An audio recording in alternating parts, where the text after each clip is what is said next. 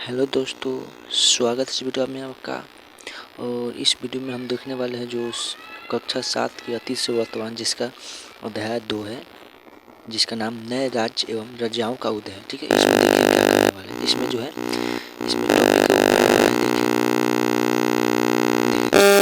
सबसे पहले यहाँ पे टॉपिक देखिए। पहला टॉपिक क्या कहा गया है? पहला टॉपिक है कि राष्ट्रकूट कर्नाटक में स्थित है। ठीक है, यानी कि राष्ट्रकूट जो है वो कहाँ पे स्थित है? कर्नाटक में स्थित है। ठीक है, यहाँ पे 2 नंबर देखिए। सेकंड है टॉपिक ग्वालियर, जो ग्वालियर कहाँ पे है? वो मध्य प्रदेश में स्थित है। ठीक है, ये भी हो गया। यहाँ पे देखिए जो थर्ड नंबर में क्या दिया गया है कि कई राजवंश के राजाओं के अधीन कर्मचारी, सामंत, बड़े भूस्वामी एवं योद्धा क्या थे? सरदार थे। यानी कि जो बहुत सारे क्या थे? राजवंश के राजाओं के अधीन जो कर्मचारी जो काम करते थे, जो भूमि का स्वामी होता था, जो योद्धा होता था, वो क्या थे? सरदार ज़्यादा होते थे। ठीक है, यहाँ पे आगे देखिए। यहाँ पे आगे देखिए क्या कहा गया है कि दंती दुर्ग ने राष्ट्रकूट वंश की नींव डाली थी। यानी कि राष्ट्रकूट वंश का स्थापना किसने किया था? दंती दुर्ग ने। ठीक है, यदि वीडियो आपको अच्छा लगी दोस्तों तो इसे लाइक कीजिएगा और चैनल को पे नए हैं तो इसे चैनल को सब्सक्राइब भी कीजिएगा। ठीक है, आगे देखिए यहाँ पे कहा गया है बिहार एवं बंगाल के प्रथम पाल शासक कौन थे? तो गोपाल थे। यानी कि बिहार और बंगाल के प्रथम पाल शासक कौन थे? तो गोपाल थे। ठीक है, यहाँ पे आगे देखिए क्या कहा गया है। गोपाल जो थे, जो वंशज, गोपाल के जो वंशज थे उन्हीं को क्या पाल वंश के नाम से जाना जाता था। यानी कि बिहार और बंगाल के जो प्रथम पाल शासक कौन थे? गोपाल थे। और गोपाल के जो वंशज थे उसी को क्या कहा जाता है? पाल वंश के नाम से जाना जाता है। ठीक है, आगे देखिए दोस्तों, महिला शासक का सबसे जाना माना उदाहरण क्या है? कश्मीर की रानी है, जो दीदा जिसे बड़ी बहन के नाम से जाना जाता है। ठीक है, यानी कि जो महिला जो शासक है वो में सबसे ज़्यादा जो जाना माना जो उदाहरण कहाँ से है? तो कश्मीर जो है, कश्मीर की रानी थी जिसका नाम क्या था? दीदा का, और जिसे बड़ी बहन के नाम से लोकप्रिय थी। ठीक है, आगे देखिए क्या कहा गया है कि प्रतिहार, चौहान, सोलंकी, परमार, ये सभी क्या थे? ये राजपूत वंश, ये क्या थे? राजपूत वंश क्या थे? ये सब जो राजपूत वंश थे वो सैनिक के सामर्थ्य शासक बने थे। ठीक है, मंत्री हो गया, सैनिक हो गया, सबके समर्थन से क्या बने थे? शासक बने थे। ठीक है, आगे देखिए दोस्तों क्या कहा गया है कि सामंत वर्ग के लोग का अन्य नाम क्या है? यानी कि सामंत वर्ग जो है, वर्ग के जो लोग थे उनका नाम क्या है? अन्य नाम क्या है? तो यहाँ पे सामंत हो गया, राय हो गया, ठाकुर हो गया, राणा हो गया और रावत हो गया। ठीक है, ये सब क्या है? सामंत वर्ग के लोगों का कुछ नाम है। और सामंत क्या कहता है ये आप हमें कमेंट में बताइएगा। ठीक है, यदि वीडियो आप पहला नहीं देखें चैप्टर 1 का तो आप देख लीजिए, उसमें सामंत के बारे में बताया गया है। ठीक है, आगे देखिए दोस्तों क्या कहा गया। आगे कहा गया गोपाल अपने शासन में क्या किए थे? गोपाल अपने शासन में क्या किए थे? बिहार शरीफ, जिसका नाम क्या था? ओदंतपुरी। यानी ये भी याद रखिएगा कि बिहार शरीफ का दूसरा नाम क्या था? तो ओदंतपुरी। ठीक है, ओदंतपुरी में क्या था? एक मठ का और विश्वविद्यालय का निर्माण किया था। किसने किया था? गोपाल, अपने शासनकाल में। ठीक है, आगे देखिए दोस्तों क्या दिया गया। आगे दिया गया है कि 400 ईस्वी से 1000 ईस्वी के बीच के समय में जो युद्ध होता था ना, उसमें जो राजा हारते थे, ठीक है, जो राजा हार जाते थे तो क्या होता था? उनको अपना राज्य वापस मिल जाता था। ठीक है, लेकिन उनके जो राजा जो जीते थे, ठीक है, जिनसे वो हारे होते थे राजा, वो क्या कहते थे? जो राजा हारते थे उनको तो क्या होता था? अपना राज्य मिल जाता था, लेकिन उनका एक शर्त था कि जो हारे हुए राजा ना क्या कि जीते हुए राजा के उन क्या था? अपना स्वामी मानना पड़ता था। ठीक है, यानी ठीक है, स्वामी मानना पड़ता था, यानी कि उनका चरण स्पर्श करना पड़ता था। ठीक है, उनको चरणों में रख उनका सेवक करना क्या था? वो सेवक कराते थे। ठीक है, ये हो गया। अब यहाँ पे देखिए दोस्तों, आगे यहाँ पे कहा गया है कि देखिए जो युद्ध में जो राजा जीत जाते थे, यानी कि जो विजय हो जाते थे ना, उसे क्या कहा जाता था? अधिपति कहा जाता था। ठीक है, और जो राजा पराजित यानी जो हार जाते थे उसे क्या कहा जाता था? सामंत कहा जाता है। ठीक है, सामंत कहा जाता था। ठीक है, अब यहाँ पे देखिए, यह दिखाने के लिए, यहाँ पे देखिए आगे टॉपिक दिया गया है, यह दिखाने के लिए कि जो राजा है वो किस राजा से पराजित हुए हैं, यह दिखाने के लिए क्या है? जो राजा हारते थे उसको उसके अपने नाम के आगे उस राजा का नाम लिखना पड़ता था जो जिससे वो हारे होते थे। ठीक है, आगे देखिए दोस्तों क्या दिया गया। आगे यहाँ पे देखिए क्या दिया गया। आगे देखिए सामंत की उपाधि राजा की उपाधि से हमेशा छोटा होता था, यानी कि सामंत जो हारे हुए राजा को सामंत कहा जाता था और जीते हुए राजा को अधिपति कहा जाता था। तो जो सामंत जो हारे हुए तो उनका क्या हुआ था, वो हमेशा उसका उपाधि छोटा होना था, छोटा ना होगा, ठीक है, क्योंकि वो हारा हुआ है। अब यहाँ पे देखिए आगे टॉपिक दिया गया है कि सामंत राजा को क्या था, अधिपति राजा के दरबार में समय समय पर मूल्यवान भेंट भेजनी पड़ती थी, यानी कि जो सामंत राजा थे, जो राजा हार गए होते थे, वो जीते गए राजा के दरबार में क्या था, समय समय पर मूल्यवान यानी कि दामिल क्या था, जो कुछ ज़्यादा दाम का वो भेजता था, ठीक है। मौका पड़ने पर क्या था, दरबार में हाजिर भी होता था, ठीक है। और साथ ही साथ सैनिक साथी जरूरत पड़ने पर सैनिक से क्या था, सैनिक से भी उनका सहायता करता था, ठीक है। कौन, वो सामंत राजा, ठीक है। किसका करता था, तो अधिपति राजा के, यानी जिनसे वो हारे होते थे, ठीक है। आगे देखिए क्या कहा गया, ठीक है। अब यहाँ पे देखिए कहा गया कि इस समय जितने भी राजा थे वे सामंत बनाने की नीति ही अपनाते थे, यानी कि सामंत बनाने की नीति उस समय की, यानी कि 400 ईस्वी से 1000 ईस्वी के बीच जो युद्ध होता था उसमें क्या होता था, राजा चाहते थे कि क्या थे, कि हम किसी दूसरे राज्य को हम क्या करें, कि उसको पराजित कर दें, जिससे वो मेरा सामंत बन जाए और हम अधिपति बन जाए, ठीक है। यही उनका वो नियम अपनाते थे, ठीक है। और यहाँ पे आगे देखिए धर्मपाल ने क्या कहा था, भागलपुर में विक्रमशिला विश्वविद्यालय का निर्माण किया है, यानी कि धर्मपाल कौन थे, तो यानी कि गोपाल जो क्या थे, पाल वंश के शासक थे, प्रथम शासक थे। उसके बाद क्या था, धर्मपाल नाम के दूसरा शासक बने, किसका, पाल वंश के, ठीक है। तो इसी धर्मपाल ने भागलपुर में विश्वविद्यालय क्या किया था, जिसका नाम क्या था, विक्रमशिला, उसका विश्वविद्यालय का निर्माण किया था, ठीक है। आगे देखिए दोस्तों क्या कहा गया है, देखिए आगे कहा गया है कि राजा के लिए कुछ उपाधि है, जैसे कि महाराजा धीराज, परम भट्टारक, परमेश्वर, त्रिभुवन चक्रवर्ती, यानी कि राजा के लिए कुछ कुछ नाम भी है, जैसे कि महाधिराजा भी राजा को ही बोला जाता है, परम भट्टारक जी किसको बोला जाता है, राजा को ही बोला जाता था, ठीक है। परमेश्वर भी राजा को ही बोला जाता था, त्रिभुवन चक्रवर्ती भी राजा को ही बोला जाता था, ठीक है। यहाँ पे इसका अर्थ दिया गया, महाधिराजा के यानी कि राजाओं का राजा को हम महाधिराजा बोलते हैं। त्रिभुवन चक्रवर्ती किसे कहा जाता था, तो 3 भुवनों का स्वामी होता था, जिसे त्रिभुवन चक्रवर्ती कहा जाता था, ठीक है।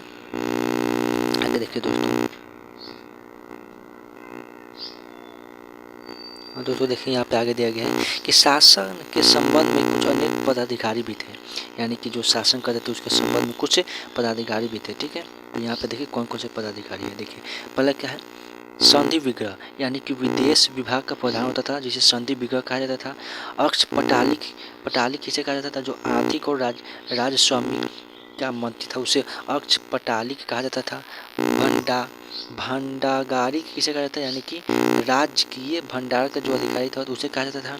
महादंडनायक, यानी कि इसे नाम से ही पता चला है, जो पुलिस यानी दंड देने का काम करता है, पुलिस विभाग का जो प्रधान होता था जो काम करता था, ठीक है। यहाँ पे देखिए और आगे देखिए कहा गया है कि पहले राजा लोग क्या करते थे, ब्राह्मणों को भूमि अनुदान से पुरस्कृत करते थे, यानी कि पहले जो राजा थे वो क्या करते थे, जो ब्राह्मण थे उनको क्या कहते थे, भूमि अनुदान करते थे, ठीक है।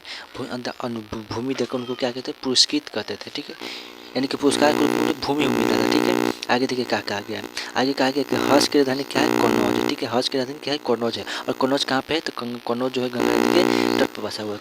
कन्नौज किस नदी के तट पर बसा हुआ है, तो कन्नौज गंगा नदी के तट पर बसा हुआ है, ठीक है। अब यहाँ पे देखिए तुर्कों पर सबसे पहला आक्रमण किसने किया था, तो मोहम्मद गजनवी ने तुर्कों पर सबसे पहले आक्रमण किया था, ठीक है। यानी कि मोहम्मद गजनवी ने सबसे पहले किस पर आक्रमण किया था, तो तुर्कों पर सबसे पहले आक्रमण किया था, ठीक है। आगे देखिए क्या कहा गया है, आगे कहा गया है कि अलबेरूनी नाम के क्या थे, एक लेखक थे, जिन्होंने क्या किए थे, उन्होंने बतलाए थे कि भारत के जो हिंदू जो है, भारत के जो हिंदू है वो क्या कहते हैं, वो उनको यह विश्वास है कि भारत के जैसा कोई देश नहीं है, ठीक है। कोई भी राष्ट्र भारत के समान नहीं है, कोई भी राष्ट्र भारत के समान नहीं है, और कोई भी राजा जो है भारत के राजा के समान नहीं है, और भारत का जो विज्ञान है वो दूसरे के, यानी कि भारत का जो विज्ञान है उसके समान दूसरा कोई विज्ञान नहीं है, ठीक है। ये किसने बताया था, तो ये अलबेरूनी नाम के एक लेखक ने वो बतलाया था, ठीक है। आगे देखिए क्या कहा गया है, देखिए आगे उनको कहा गया है गजनी क्या है, तो गजनी जो है अफगानिस्तान जो है में स्थित एक छोटा सा राज्य है, ठीक है। अफगानिस्तान के एक छोटा सा राज्य है गजनी, ठीक है। यहाँ पर देखिए कहा गया है कि 1010 और 1025 के बीच मोहम्मद गजनी ने भारत के उन स्थानों पर यानी उन नगरों पर क्या था, आक्रमण किया था, उन नगरों पर हमला किया था जिनमें बहुत सारे संपन्न क्या थे, मंदिर थे, ठीक है। जहाँ बहुत सारे संपन्न है, जहाँ पे ज़्यादा क्या था, जिस मंदिर का मतलब क्या मतलब जिसमें ज़्यादा धन होता था उस पर क्या करता था, वो आक्रमण किया था। जैसे में हो गया मथुरा हो गया, थानेश्वर हो गया, कन्नौज हो गया, वृंदावन हो गया और सोमनाथ हो गया। इन सब पर क्या किए थे, आक्रमण किए थे। ठीक है, अब देखिए यहाँ पे सोमनाथ पर आक्रमण किए थे ना।